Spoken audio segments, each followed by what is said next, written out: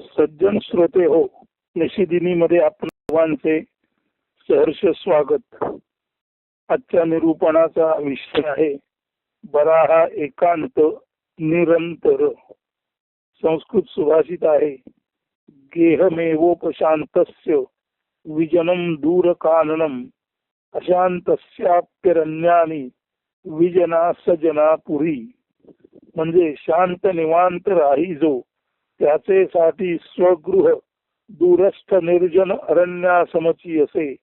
तरी मन हृदयी अशांत जो राही, त्यासी निर्जन अरण्यही बहुगलबलाट नगरा समभासत असे. जो हृदय मन आणि बुद्धीने शांत निवांत असतो, त्याच्यासाठी शहरातील आपले गजबजलेले घर सुद्धा जणू काही दूरवर असलेल्या निर्जन अरण्यासम वाटते.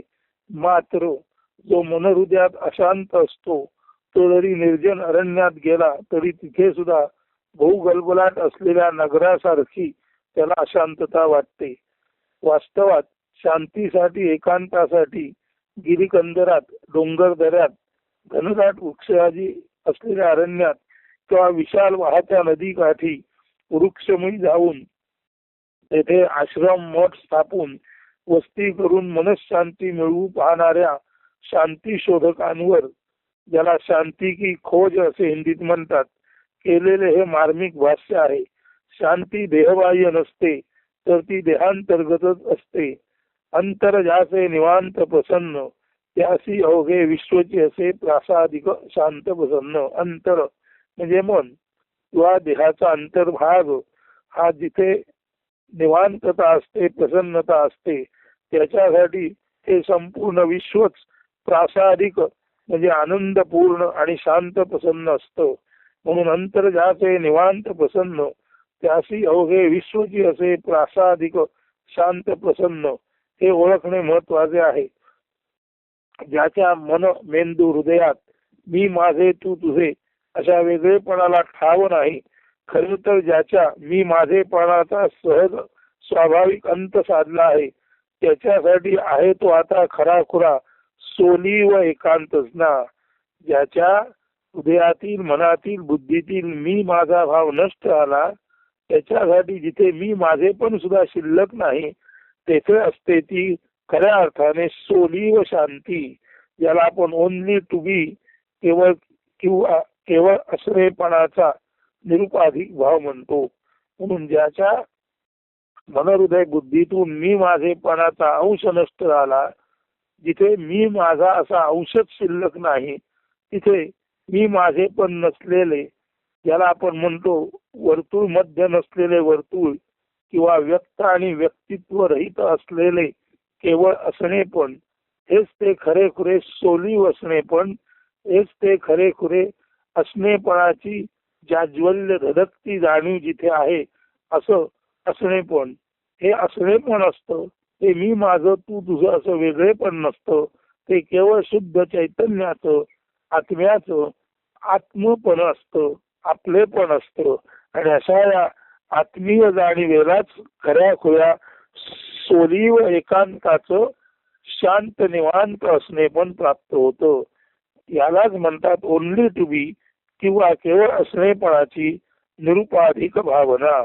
असे अभेदी जीवन ज्याला आपल्या सुसंवेद्य आत्मशक्तीद्वारे स्वतःलाच पूर्णपणे जाणणारी जी आपली ज्ञानशक्ती आहे, तिला सुसंवेद्य आत्मशक्ती म्हणतात. हे ज्ञान ज्याला सुसंवेद्य आत्मशक्तीद्वारे प्राप्त झाले, त्याच्यासाठी हे विश्वची माझे घर, ऐसी मती ज्याची स्थिर, किंबहुना चराचर आपणची झाला. ज्याला सुसंवेद्य आत्मशक्तीद्वारे आपले आत्मीयत्व, सर्वत्र पसरलेले आपले असणेपण, मी माझे तू तुझे असं भेदाभेदात नसताना अखंड असलेपणाने सर्वत्र आपणच विश्वंभर आहोत, हे ज्याला जाणवले, तोच खराखुरा हे विश्वची माझे घर, ऐसी मती ज्याची स्थिर, किंबहुना चराचर आपणही झाला.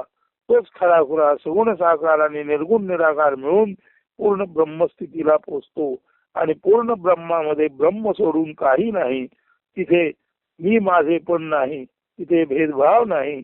म्हणून अशी जी अभेद ब्रह्मस्थिती आहे, ही ज्याला स्वतःला जाणणाऱ्या आत्मशक्तीद्वारे प्राप्त झाली, ही ज्याला ससंवेद्य ज्ञानाने आपली ब्रह्मस्थिती कळली, तो सहज उद्गार काढतो, हे विश्वची माझे घर ऐसी मती ज्याची स्थिर, किंबोना चराचर आपणची झाला.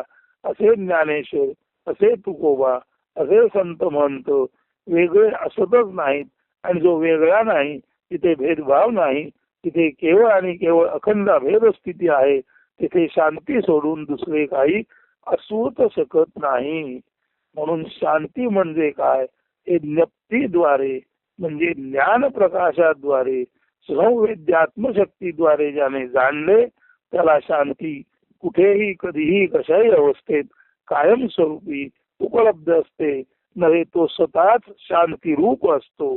त्याचं रूप म्हणजे शांती आणि त्याची शांती म्हणजे त्याचं रूप. शांती रूप म्हणजे शांतीचं रूप नव्हे तर शांती हेच ज्याचं रूप आहे आणि ज्याच्या रूपाला शांती म्हणतात.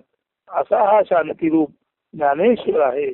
असा हा शांती रूप त्याचे महान गुरु निवृत्ती आहे. असा जो खऱ्या अर्थाने अंतःकरणातून निवृत्त असतो, वृत्तीराहित त्याला ज्याने सहज गवसणी घातलेली असते, ज्याच्या ज्ञान प्रकाशामुळे हे संपूर्ण त्याला प्राप्त झाले असते, असा जन्मजात जो निवृत्त आहे, असा निवृत्ती महाराज असो तो असे ज्ञानेश्वर महाराज असो, हे नेहमीच शांती रूप असतात. त्याचा अर्थ ज्ञानेश्वरांचं रूप काय तर शांती, आणि शांती दाखवायची झाली तर कुणाकडे बोट दाखवावं, ज्ञानेश्वरांकडे. असे निवृत्ती जन्मजात साधलेले लोक हे नेहमीच शांती रूप असतात. त्यांना शांतीसाठी एकांताची खटपट लटपट करण्याचा प्रश्नच येत नाही. म्हणून हे विश्वची माझे घर ऐसी मती ज्याची स्थिर, किंबोना चराचर आपणची झाला, हेच परम सत्य असते ना. असा प्रत्येक माणूस स्वगृही म्हणजे स्व म्हणजे आत्मा, आत्म्याच्या ठाई आत्मीयत्वेने आत्मरूप झालेला असतो. म्हणून आत्माच आत्म्याच्या ठाई आत्मीयतेने राहतो. आत्मा याचा अर्थ वैश्विक आपलेपण, आत्म्याच्या ठाई म्हणजे आपलेपणाच्या ठाई, आत्मीयतेने म्हणजे प्रेमळ भावाने. असा ज्ञानेश्वर निवृत्तींसारखा आत्मरूप माणूस, सुखरूप माणूस म्हणजे आत्माच आत्म्याच्या ठाई आत्मीयतेने राहतो. म्हणजे आपलं संपूर्ण वैश्विक असणे पण आपल्या संपूर्ण वैश्विक असणेपणात अत्यंत प्रेमाने शांतीने नांदते. यालाच म्हणतात आत्म्या ठाई आत्मरूपे आत्मीयतेने राहणे. म्हणजे शांत निवांत प्रेमपूर्वक आपलेपणानेच सर्वत्र सदा सर्वदा वस्ती करून असणे. मी माझेपण नासले सर्वत्र, आपलेपण उदित ज्ञान भानू रूपे उजळले. याचं मी माझेपण नष्ट झालं आणि सर्वत्र आपलेपण ज्याच्या ज्ञानरूपी सूर्याच्या उदित होण्याने, ज्याला ज्ञप्ती म्हणतात, ज्ञान प्रकाशामुळे ज्याला प्राप्त झाले. मी माझेपण नासले सर्वत्र आपलेपण उदित ज्ञान भानुरूपे ज्ञप्ती रूपे उजळले. म्हणजे व्यक्ती आणि व्यक्तित्व नष्ट होऊन समष्टी रूपे आपणच सर्वत्र सुखे नैव आपलेपणी नांदतो, त्याचे ज्ञान उजळले. आणि अशा या ज्ञान उजळण्याची जी शक्ती असते त्याला ज्ञप्ती म्हणजे ज्ञान प्रकाश म्हणतात. अशी ज्ञप्ती ज्याला प्राप्त झाली तो नेहमीच अखंड ब्रह्मस्थितीचा लाभ झालेला असतो. आणि अखंड ब्रह्मस्थितीचा लाभ झाला त्याच्यासाठी शांती ही मिळवायची वस्तू नसते, तर त्याला त्याच्याच प्रसन्न शांत आनंद रूप कस्तुरीचा ठेवा निदान सापडावा किंवा सापडल्याचा अक्षय आत्मानंद आत्मराज म्हणून नित्य निरंतर तो जेथे जसा असेल तेथेच केवळ पूर्णत्वाने उपभोगायचा असतो. म्हणून अखंड ब्रह्मस्थिती ज्याला लाभली त्याला शांती मिळवायची नसते. त्याच्यासाठी शांती ही त्याच्या हृदयस्थ प्रसन्न शांत आनंद रूप कस्तुरीचा ठेवा असावा, साठा असावा. अशा तऱ्हेची त्याची शांती त्याच्यासाठी त्याचे जवळ नित्य निरंतर असतेच. फक्त ज्ञान प्रकाश उजळल्यानंतरच हा अक्षय आत्मानंद त्याला आपल्या जवळ आहे कळते. आणि असा हा अक्षय आत्मानंद आपला आपल्याला गावला की असा माणूस, ज्ञानी माणूस आत्मराज म्हणून नित्य निरंतर तो जेथे जसा असेल तेथेच केवळ पूर्णत्वाने शांतीचा उपभोग घेत असतो. हाच तो चराचर असणेपणाचा अक्षय आत्मानंद. हाच तो चराचरी, चर म्हणजे समून साकार, अचर म्हणजे निर्गुण निराकार. हाच तो चराचर असणेपणाचा अक्षय आत्मानंद, किंवा हीच ती शांती, वा हेच ते अक्षय आत्मानंद रूपी शांतीचे सुख. हे ज्याला नीट समजले व अवगत झाले तो नेहमीच शांत निवांत मी माझे पण मावळलेला असल्याने गजबजलेल्या शहरात स्वतःच्या घरी असूनही दूरवर असलेल्या निर्जन अरण्यातच जणू काही स्वतःचे त्याचे घर असावे असा शांतीपूर्ण जीवन जगत असतो. म्हणून ज्याला शांती म्हणजे काय कळलं, ज्याचं मी माझे पण मावळलं, तो मुंबई सारख्या महानगरात गजबजलेल्या शहरात असला आणि तिथे जरी त्याचं घर असलं तरी तिथल्या घरामध्ये सुद्धा तो जणू काही निर्जन अरण्यात असल्यासारखा शांत निवांत राहतो. मात्र हे ज्याला ज्ञान प्राप्त नाही असा कोणीही शांती मिळवण्यासाठी गिरिकंदरात अरण्यात गेला तरीही त्याला ते अरण्य वाटतच नाही. उलट पक्षी असे निर्मनुष्य अरण्यही त्याला सर्वत्र गलबलाट गोंगाट असलेल्या महानगराप्रमाणे त्रासदायक वेदनादायी वाटते.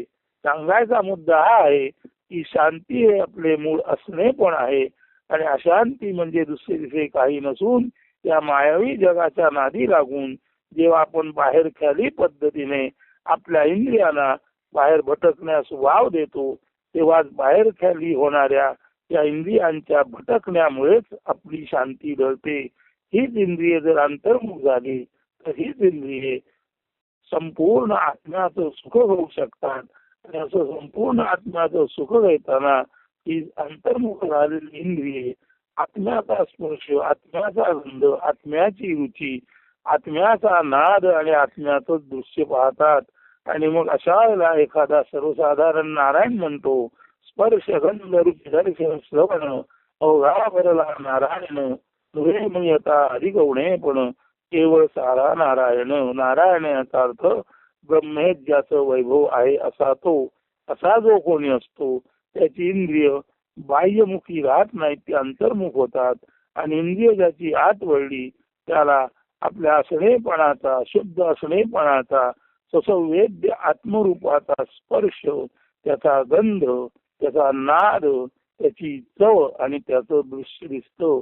म्हणून ज्याची इंद्रिय अंतर्मुख झाली त्याला आत्म्याचा स्पर्श, आत्म्याचा गंध, आत्म्याचं दृश्य, आत्म्याचा नाद किंवा श्रवण आणि आत्मानंदाची रुची म्हणजे चव यातच तो मग्न असतो. अशा माणसाच्या दृष्टीने अधिक कोणी पण काहीच नसते.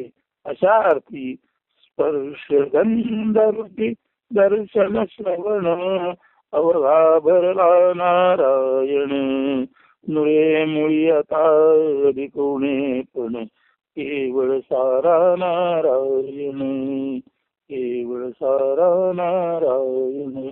अशी जाती स्थिती झाली तो केवळ ब्रह्मानंदामध्ये, ब्रह्मानंद रूपी शांतीमध्ये तिथे असेल तिथे शांत निमग्न आणि देवान रचलेला विधेयपणे मुक्ती भोगणारा, शांती सुख उपभोगणारा असतो. म्हणून शांती म्हणजे शांत दक्ष मनाने केवळ असणे पण अक्रियत्वाने असणे. शांती म्हणजे मन नष्ट करून, मनाचे अमन किंवा नमन करून, मन नष्ट झालेल्या स्थितीत मनाचे अमन किंवा नमन झालेल्या स्थितीत असणे म्हणजे शांत दक्ष मन. मन नष्ट झालं त्याचा अर्थ ते शांत झालं, पण ते दक्ष आहे याचा अर्थ ते शांत होऊन सुद्धा ते मृत झालेलं नाही. त्याला सर्वस्वाने ज्या ज्या गोष्टी जशा आहेत तशा करत असतात. मी ज्याचे मन अमन झाले त्याला कळते की आता अमन मनाद्वारेच तो आत्म्याचा स्पर्श, आत्म्याचा गंध, आत्म्याचा नाद, आत्म्याचे दृश्य आणि अर्थात आत्म्याची चव घेतो. म्हणजे ज्या अर्थी शांत झालेल्या मनाला आत्म्याची चव घेता येते, गंध कळतो, नाद कळतो, त्याचं रूप कळतं आणि अर्थात त्याची चव सुद्धा कळते. त्या अर्थी मन शांत जरूर आहे परंतु मन शांत झालं, त्याने बाह्य जगाचा नाद सोडला आणि अंतर्जगाचा ध्यास घेतल्यानंतर आपल्यातीलच विश्वव्यापक असणेपणा आत्मा परमात्मा ब्रह्माचेच त्याला ज्ञान होऊ लागते. आणि ते ज्ञान आत्म्याचा स्पर्श गंध रुची दर्शन श्रवण अशा तऱ्हेने 5 तऱ्हेचे असले तरी 5 तऱ्हेचे ज्ञान मिळून तो अवघा एकच आत्मा, अवघा एकच ब्रह्म किंवा नारायण असतो. हे ज्याला ज्ञान होते त्याचे मन अमन तर झालेले असतेच, त्याचे मन शांत तर असतेच, परंतु मन शांत झाल्यानंतर सुद्धा त्याची जी अत्युच्च क्षमता वाढते आणि त्याला जो आत्मानंद मिळतो तो आत्मानंद सुद्धा अशा शांत दक्ष मनाने स्पर्श गंध रुची दर्शन श्रवण त्या 5ही गोष्टी केवळ आत्म्याशीच निगडीत आहेत. त्या 5 ज्ञान खुणा केवळ आत्म्याच्याच आहेत हे पाहण्यासाठी त्याचं मन अशा वेळी शांत असलं तरी परमदक्ष असते. म्हणून शांती म्हणजे शांत दक्ष मनाने केवळ असणे अक्रियत्वाने असणे. आता अक्रियत्व याचा अर्थ स्वतःहून संकल्प म्हणून काही न करता ज्याचं मन अमन झालं त्याचं मन अमन म्हणून सहजपणे आत्म्याचाच स्पर्श गंध रुची दर्शन श्रवण असा पंचमुखी आनंद घेत असतो. हा आनंद पंचमुखी वाटला तरी तो आत्म्याचा केवळ एकाच आणि एका अद्वितीय आत्म्याचा असतो, अखंड आनंद असतो. म्हणून शांती म्हणजे शांत दक्ष मनाने केवळ असणेपणे अक्रियत्वाने असणे. खरे तर मन ही माया आहे हे ओळखून ते नष्ट होणे, अमन होणे हीच परम शांती. अमन असंच शांतीला हिंदीत म्हणतात. म्हणून मनाचे अमन किंवा न मन होणे हीच परम शांती. त्यासाठी घर किंवा अरण्य अशी साधनांची उठाठेव करण्याची गरजच नसते. अंतरी जो शांत त्याची शांती कधी ना अंतरे.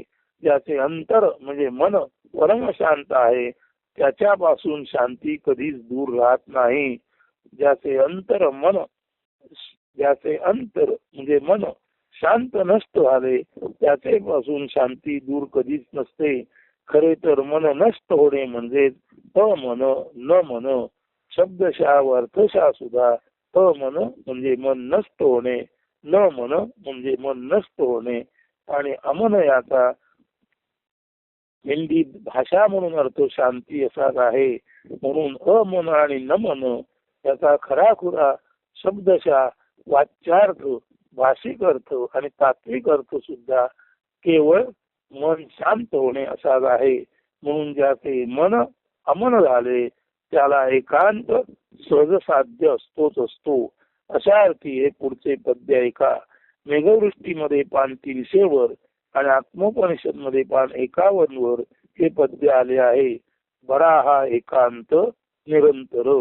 आता ज्याचे मनाचे अमन झाले त्याच्यासाठी काय गोष्ट उजेडात येते वा त्याच्यासाठी शांतीचं दार कसं उघडतं हे बघा. नाही आता काही उरलीसे आस, स्वरूपी निवास निरंतर. येणे आता तुम्हा नाही, कैवल्यात राही निरंतर.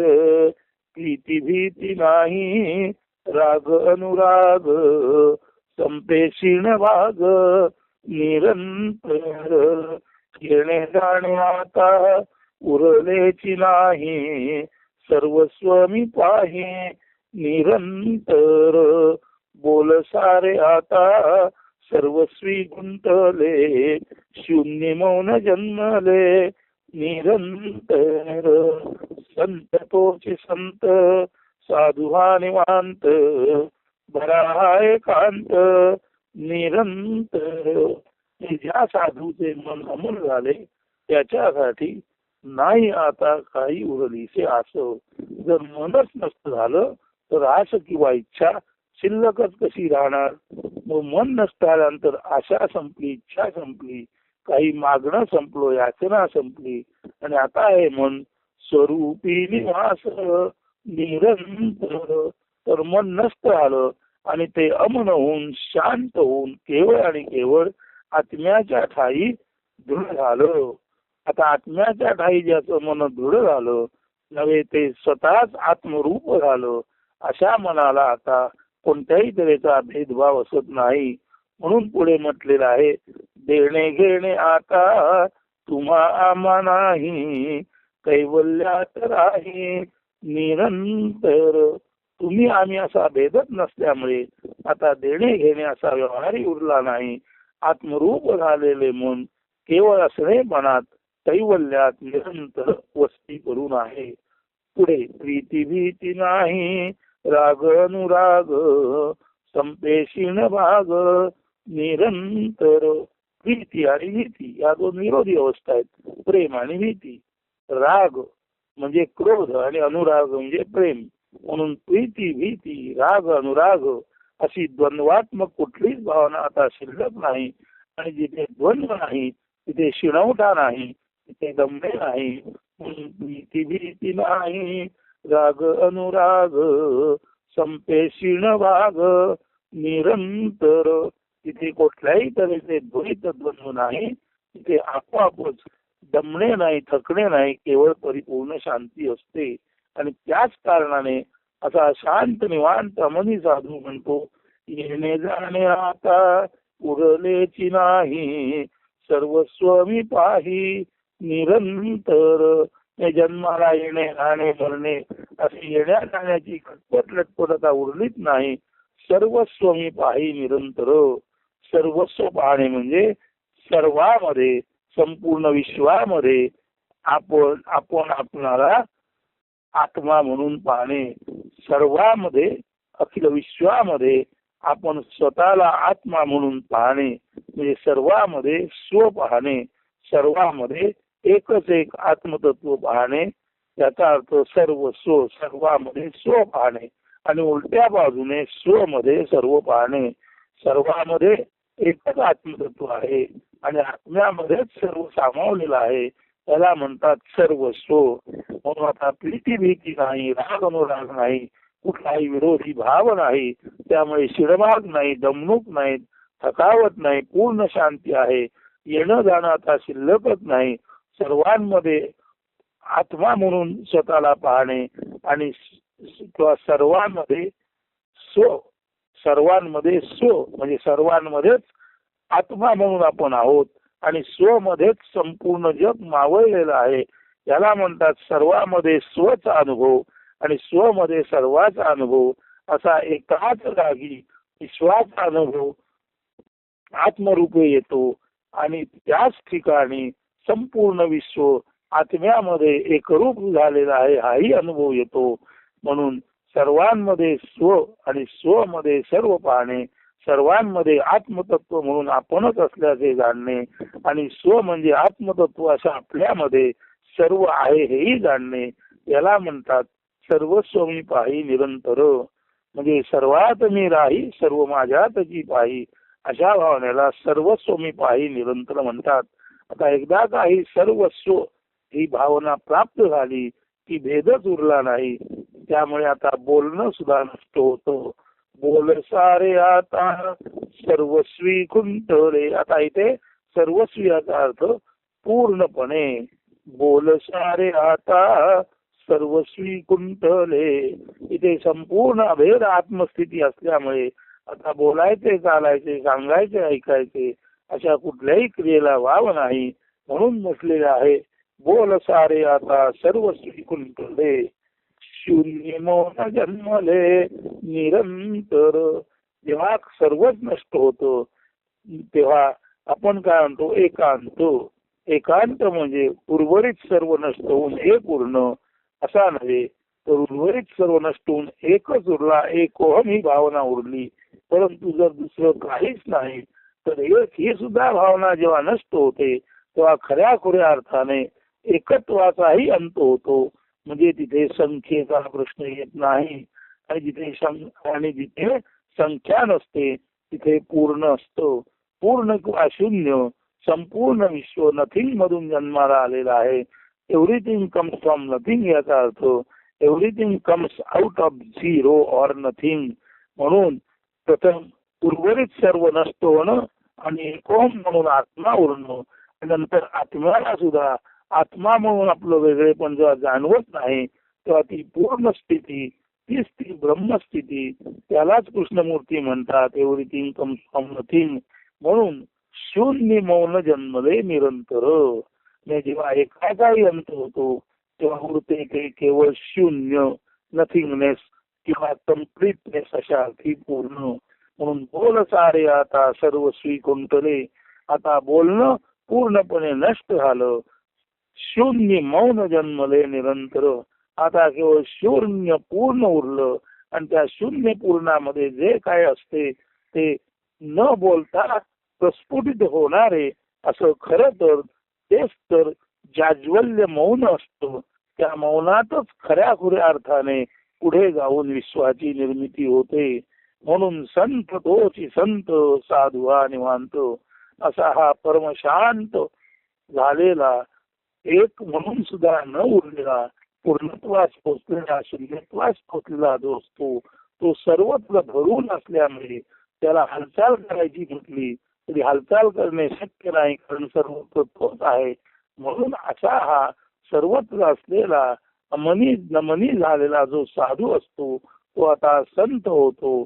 म्हणजे त्याच्या बसल्या जागीच तो पूर्ण असतो आणि पूर्ण असूनही तो मी माझे म्हणावा असा काहीच नसतो. बसल्या जागीच तो पूर्ण असतो आणि पूर्ण असूनही तो एक म्हणूनही नसतो. अशा अर्थी तो शून्य किंवा नथी नसतो. म्हणून संत तोची संत साधवा निवांत. काहीच नाही परंतु स्वाभाविकरित्या पूर्ण आहे असा जो असतो त्याला संत म्हणतात. आणि असा जो संत असतो तोच खऱ्या खुऱ्या अर्थाने संत म्हणजे त्या पृथ्वीवरील भगवंत असतो. म्हणून संत तोची संत साधू हा निवांत, बरा हा एकांत निरंतर. म्हणून असं साधुत्व मिळालं की जिथे तुम्ही असाल तिथे सहज साध्य एकांत अनायासे प्राप्त होतो. म्हणून बरा एकांत निरंतर असं आजच्या निरूपणाचं शीर्षक आहे. काव्य अर्थाचं वाचून झालं. आता पुन्हा एकदा ते म्हणतो आणि हे निरूपण येथेच संपन्न करतो. ऐका. बरा एकांत निरंतर, नाही आता काही उरलीसे आस, स्वरूपी निवास निरंतर. देणे घेणे आता तुम्हा आम्हा नाही, कैवल्यात राही निरंतर. प्रीती भीती नाही, राग अनुराग संपेशीण भाग निरंतर. येणे जाणे आता उरलेची नाही, सर्वस्व मी पाही निरंतर. बोल सारे आता सर्वस्वी कुंटले, शून्य मौन जन्मले निरंतर. संत तोची संत साधू हा निवांत, बरा एकांत निरंतर. बरा एकांत निरंतर. तर बरा एकांत निरंतर हे निरूपण आणि त्याची फलश्रुती आपणाला जरूर प्राप्त होईल जर आपण सर्व आपले ध्यान आणि संपूर्ण आपली जाणीव आपल्या कानामध्ये केंद्रित करून जर ऐकले असाल तर याचे निश्चितच आपणाला फलप्राप्त होईल. फलश्रुती याचा खरा खुरा अर्थ नीट ऐकणे आणि त्याच्यातून जे प्राप्त होते त्यालाच फळ म्हणतात. म्हणून बरा एकांत निरंतर असतो. धन्यवाद. शुभ.